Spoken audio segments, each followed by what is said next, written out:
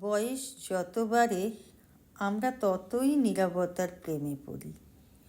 হইহট্টগোলের থেকে দূরে গিয়ে একটা গোপন জীবন যাপন করতে ভালোবাসতে শিখি।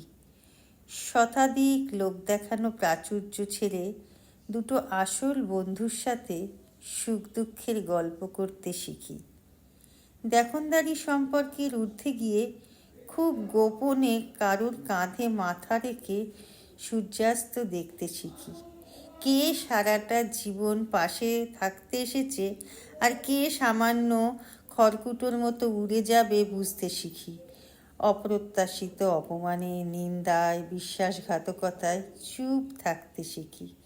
কার কথা ভেবে চোখের জল ফেলা উচিত আর কার কথা ভেবে এক ফালি হেসে উড়িয়ে যাওয়া উচিত সেটাও বুঝতে শিখি।